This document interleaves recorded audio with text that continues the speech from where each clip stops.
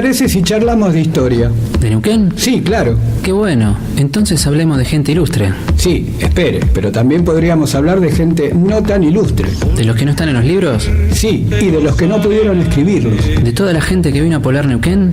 Sí, y de los que ya estaban.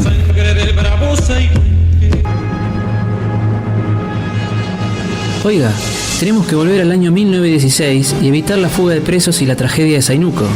Espere, pero entonces no podríamos hablar más de ese tema. Tiene razón.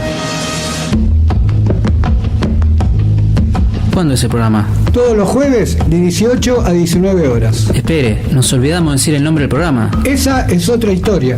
Por el 87.9, la radio pública de Plotier.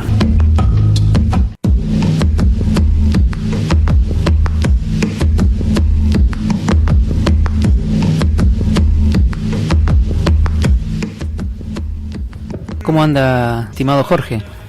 Muy bien. ¿Usted, don Rodrigo? Bien, bien. Estaba pensando, parafraseando un poco el comienzo de nuestro programa, la presentación, que el programa pasado hablamos de una persona que sí es ilustre en Neuquén Capital, tiene la calle más importante a su nombre. Acá en Plotier no, ¿eh? Pero o sea, hay una calle de Las Cuagas, pero es una calle rural. Claro, menor en el bueno, sentido... ya dije el nombre. Claro. Bueno, pero quienes nos siguen jueves a jueves acá por la radio pública de Plotier ya saben que estuvimos hablando del coronel y gobernador de la provincia de Neuquén, primer gobernador de la provincia de Neuquén, don Olascuaga. Pero yo lo que veía con respecto a lo ilustre que es en Neuquén, no lo es así en el resto del país, y como usted bien nos comentaba el jueves pasado, es alguien que debería haber tenido mayor trascendencia. En el resto del país también es un ilustre, pero desconocido. A decir verdad, cuando uno dice Manuel Olascuaga, salvo obviamente en los ámbitos de gente que conoce de historia, o en los ámbitos tal vez militares, pero en otros ámbitos prácticamente muy pocos lo conocen. O aquellos que se dedican a ver los billetes con especial detenimiento podrán haber descubierto en cualquier rincón del país que en el billete de 100 pesos quien está a la diestra de don Julio Argentino Roca es también el coronel Olascuaga. Sí, ese billete que usted menciona en realidad es tomado de un cuadro de un pintor uruguayo que le fue encargado justamente en conmemoración de la campaña del desierto. Es un cuadro que se encuentra en el Museo Histórico Nacional en Buenos Aires, en el famoso Parque Lezama. Me escapé un poquito de tema. No, porque también yo estaba pensando que lo poco que hablamos de la participación el jueves pasado, ¿no? De la participación de Manuel Olascuaga en lo que fue la llamada conquista del desierto, pero también lo hicimos aclarando de que ese capítulo de la historia va a ser justamente otra historia de la que en algún momento vamos a hablar.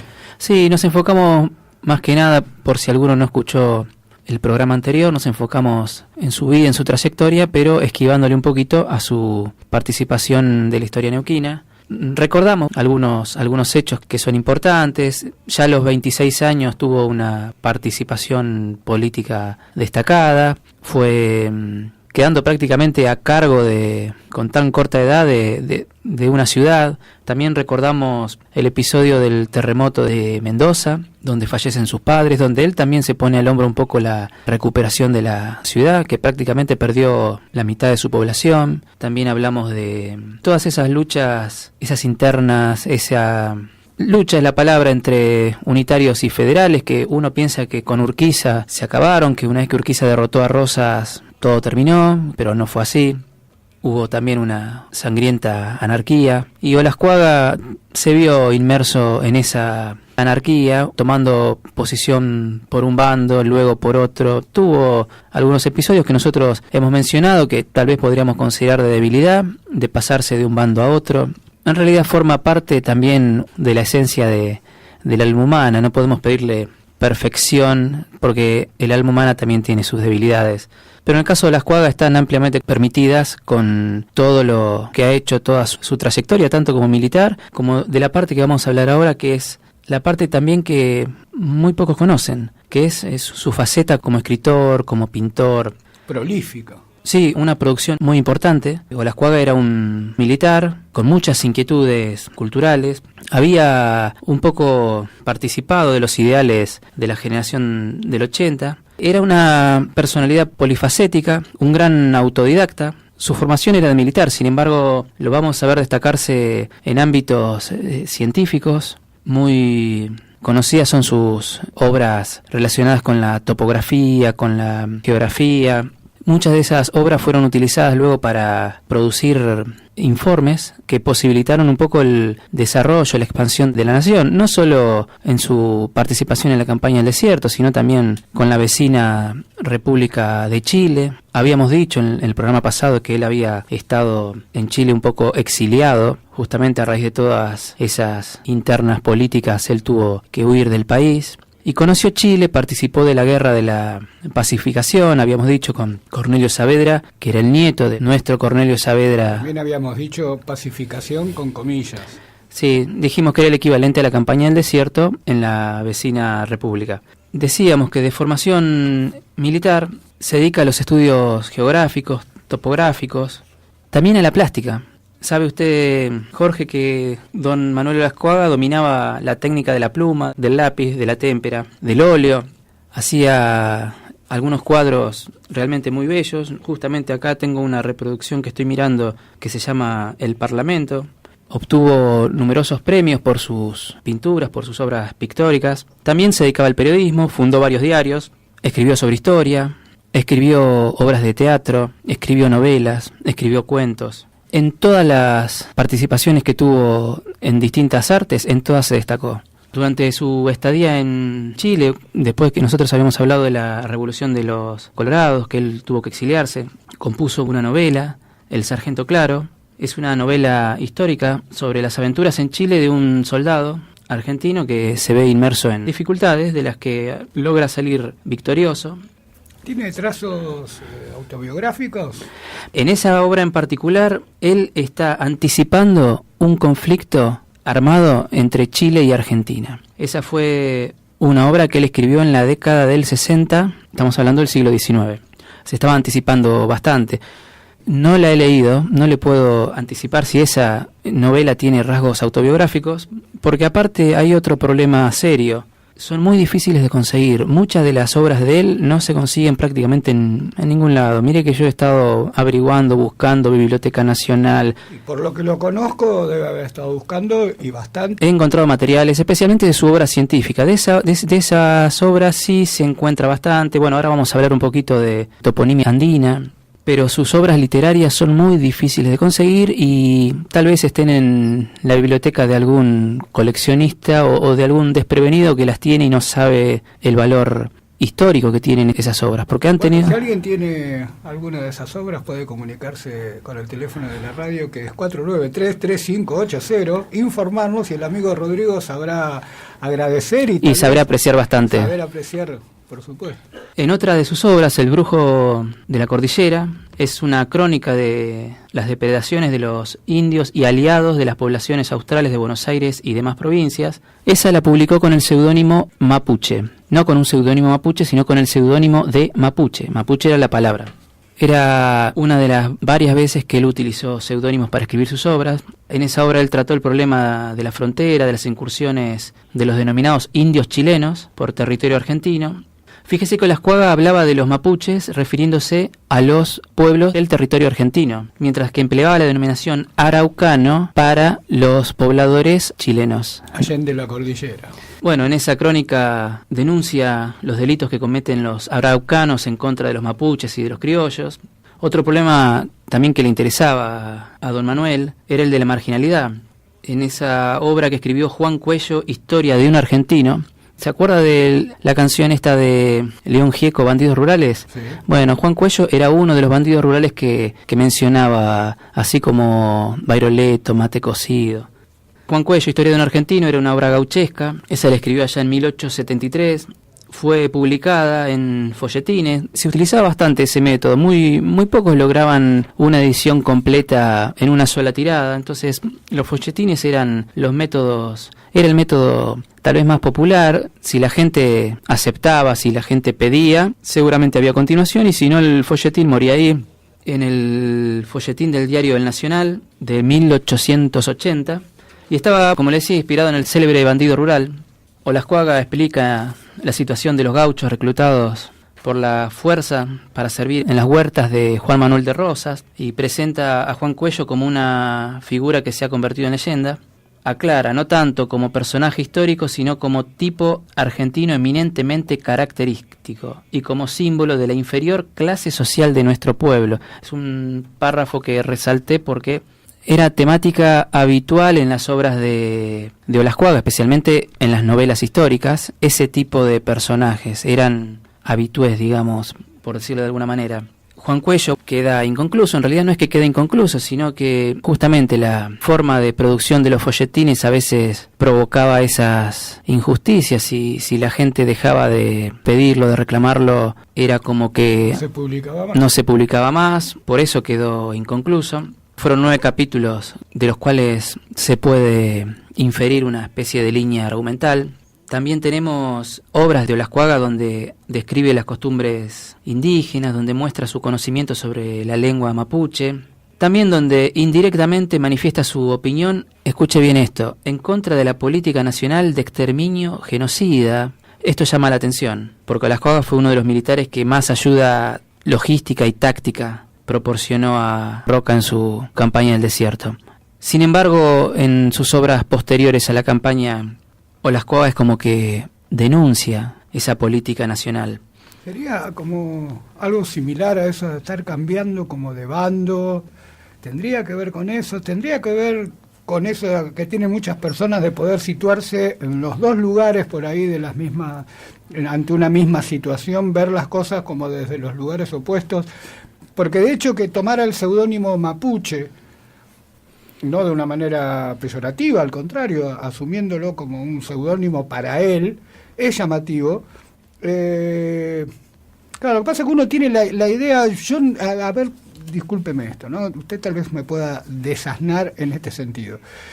La imagen de genocidio, a mí me cierra más, como está planteado ahí, que es posterior a la campaña del desierto, si bien esa campaña trajo muchísima muerte al lugar, pero no hubo grandes batallas en sí. De hecho, por lo que estuve leyendo sobre Olascuaga y la campaña del desierto, habla como de un paseo, como que el genocidio vino como después, si se quiere, como fuera de lo que fue la guerra, entre comillas, como, digamos, con una actitud más que tiene que ver con la política justamente del Estado Nacional con respecto a los habitantes originales de esta tierra.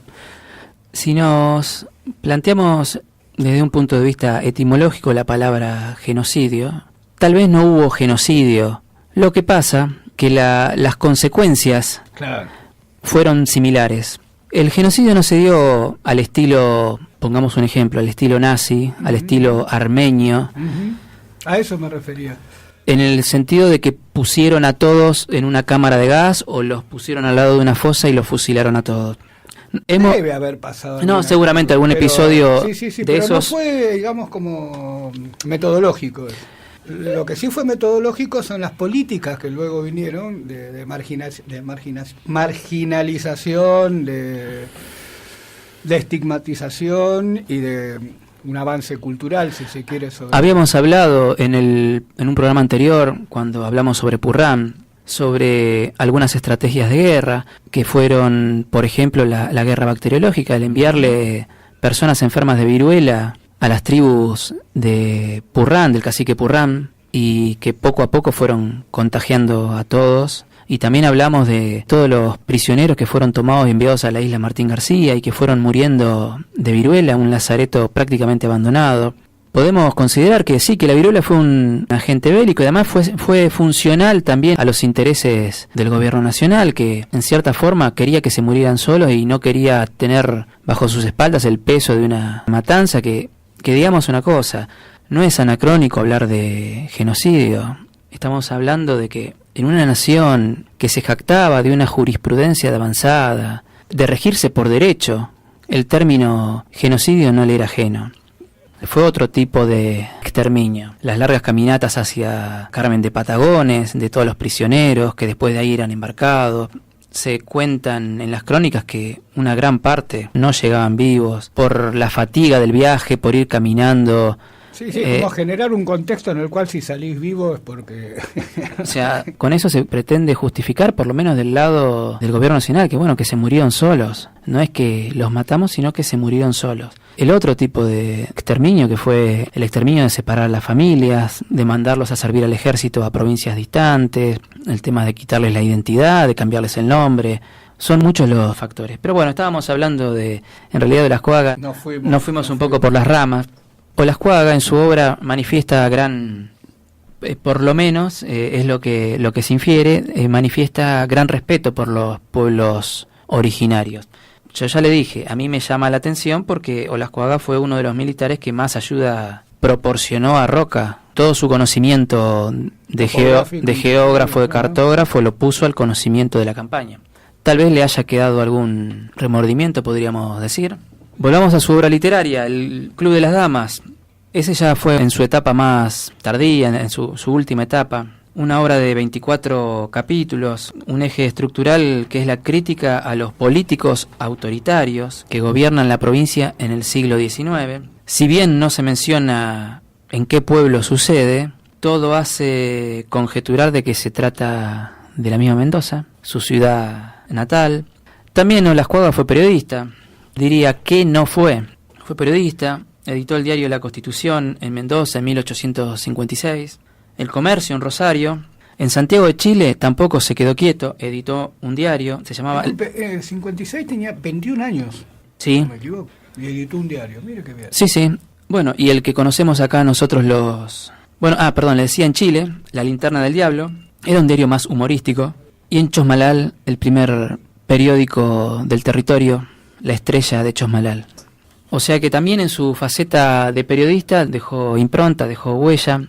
De sus relatos y ficciones podemos poner a nombrar un montón. Acá tenemos el listado de todas sus obras. Habíamos dicho, Juan Coello, Misterios Argentinos, 1866, El Brujo de la Cordillera, 1895, El Sargento Claro o La Guerra con Chile, decíamos con el seudónimo Mapuche.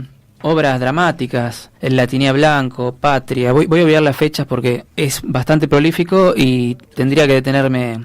Liu Winca, El Gran Reformador, Crispín y El Gobierno de los Locos. Esa era una comedia. Pero también desarrolló importantes trabajos científicos. Memoria del Departamento de Ingenieros Militares, Topografía Andina, Aguas Perdidas. Son dos distintas, Topografía Andina y Aguas Perdidas, porque ahora vamos a detenernos un poquito en esas dos. Cuestión de límites con Bolivia.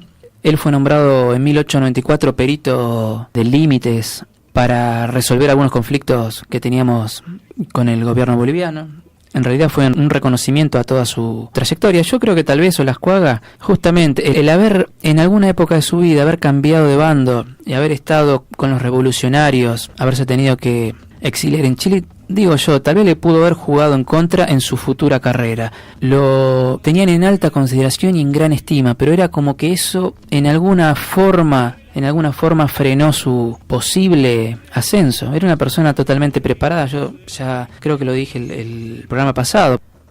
En los periódicos que ha editado, en algún momento hace algún comentario de su vida. Y bueno, la elección de la carrera militar fue adrede. Era la única forma de salir de Mendoza y conocer el mundo. Prácticamente no había posibilidades, y más para una persona que estaba en el interior, de ascenso social. Le decía otras obras científicas: El País del Norte, Compendio Geográfico de Mendoza, Misterios Argentinos, Regiones Australes. Bueno, todas son obras de carácter científico. El estudio topográfico de La Pampa y Río Negro, que escribió en 1880, con información recolectada durante la campaña del desierto. Recibió una medalla de oro en el Congreso Internacional de Geografía, que se realizó en Venecia. Habíamos dicho que él dominaba varias artes de la plástica, la pluma, entre otras, el óleo. Ahí también se destacó. Obtuvo una gran medalla de oro en la exposición de Chicago en 1893 por un cuadro que se denominaba Chosmalal vista panorámica. En alguna de estas hojas yo creo que tenía el dibujo del cuadro. Bueno, lo he traspapelado. De todos modos, solo me Sí, ha servido a mí. no, sí, pero no nos olvidemos, Rodrigo, sí, que sí. De tanta tecnología, solo es radio lo que estamos haciendo. No, claro, por supuesto, pero por lo menos me hubiera servido para... ¿Describirlo? Sí, o permítame, para valorar si realmente me gustaba o no. Decíamos que en Topografía Andina, que fue escrito en 1892, él hace un anteproyecto de un ferrocarril que va de Mendoza a Ñorquín, en Neuquén, con la posibilidad de proyectarlo a Bariloche. Esto lo escribió en 1892, como decíamos, después de su estancia como gobernador del Neuquén. Él lo veía más que nada con una función militar. Se estaban haciendo proyectos para traer el ferrocarril de Buenos Aires a la cordillera, que se concretó unos años después con la llegada del ferrocarril a Neuquén y más tarde, varios años más tarde, a Zapala. Pero él decía que lo que había que hacer no era un ferrocarril para acercar las tropas a Neuquén. Él decía que el ferrocarril para acercar las tropas a la cordillera era el ferrocarril que ya existía, que iba a Mendoza. Lo que tenía que hacer la nación argentina, en opinión de Olascuaga, era construir un tren que fuera paralelo a la cordillera, cosa de poder transportar tropas rápidamente a cualquier punto de la cordillera. ¿Sería algo así como el trazado de la Ruta 40? Mire, la Ruta 40, por lo menos la actual no pasa por Ñorquín, pero sí sería algo bastante similar. O paralelo, tal vez, claro. En su otra obra, Aguas Perdidas, esa la escribió un poquito más tarde, 1903, hablaba de aprovechar el desarrollo de los ríos para utilizarlos para navegación. El río Desaguadero y el río Colorado, en realidad, más o menos que imaginarse en el mapa, el río Desaguadero, que en realidad tiene varios nombres, por cada provincia donde pasa va cambiando de nombre, pero en el tramo más grande, en el que vamos a nombrar ahora, se llama Desaguadero, le provee sus aguas al río Colorado. El río Desaguadero nace en La Rioja. Bueno, y el Colorado ya sabemos que es parte del límite entre Neuquén, Mendoza, La Pampa, Río Negro, y lleva sus aguas al Océano Atlántico. De paso vamos anticipando que el programa que viene vamos a hablar de la Cresca Grande, de aquel episodio de 1914, que fue el desastre natural más grande que tuvo la provincia de Neuquén. En realidad fue en el río Barrancas, pero como el río Barrancas le aporta sus aguas al río Colorado, influyó notablemente en todos los pueblos que estaban a los bordes del río Colorado, desde Neuquén hasta el Océano Atlántico. Pero bueno, él hablaba de aprovechar esos ríos para navegación, porque decía que esos ríos podían proveer de un desarrollo muy importante económico para transportar la mercadería, porque los precios de los fletes en ese momento eran prácticamente confiscatorios. No se podía desarrollar ninguna actividad porque trasladar cualquier producción a cualquier puerto era casi imposible. A llevarlo con carreta, pongámosle hasta Mendoza, para ahí subirlo al ferrocarril, encarecía tanto los precios que desanimaba a cualquiera a ejercer cualquier tipo de actividad productiva. Entonces él veía cómo por esos ríos se podía aprovechar la navegación para poder transportar. Se le puede agregar lo de visionario, más allá de que esos proyectos no hayan sido llevados adelante. ¿No? Realmente a todo su bagaje de denominaciones, podríamos decir, militar, topógrafo, escritor, plástico.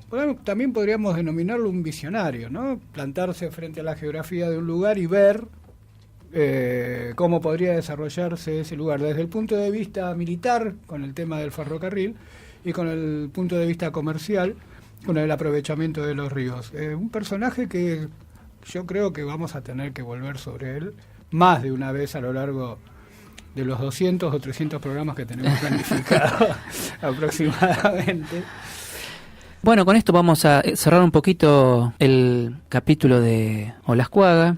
No sé si usted se dio cuenta, pero yo realmente a Olascuaga, más allá de esa participación activa en la campaña del desierto, yo lo admiro. Es una persona, ha desarrollado una actividad intensa, prolífica, que ha tenido, por supuesto, el devenir de las situaciones políticas de su época, pero que realmente ha dejado una huella importante y nosotros, por lo menos en este humilde programa, queríamos dar un pantallazo sobre su vida, sobre su trayectoria, tanto de militar como de escritor, y por supuesto obviar la parte neuquina, que esa también va a ser desarrollo de otro programa. Así que nos vamos a un corte y continuamos con ¿Esa es otra historia?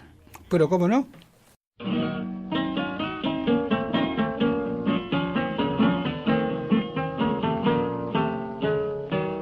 Mientras la luna serena baña con su luz de plata, como un sollozo de pena, se oye cantar su canción, la canción dulce y sentida que todo el barrio escuchaba cuando el silencio reinaba en el viejo caserón. Cuentan que fue la piba del arrabal, la flor del barrio, aquel que amaba un payador. Solo para ella cantó el amor al pie de su ventana, pero otro amor por aquella mujer nació en el corazón del Taura más mentao, que un farol en duelo criollo vio bajo su débil luz morir los dos. Por eso gimen las noches de tan silenciosa calma esa canción que es el broche de aquel amor que pasó. De pena la linda piba abrió bien ancha sus alas y con su virtud y sus ganas hasta el cielo se voló. Cuentan que fue la piba del arrabal, la flor del barrio, aquel que amaba un payador. Solo para ella cantó el amor al pie de su ventana, pero otro amor por aquella mujer nació en el corazón del Taura más mentao, que un farol en duelo criollo vio bajo su débil luz morir los dos.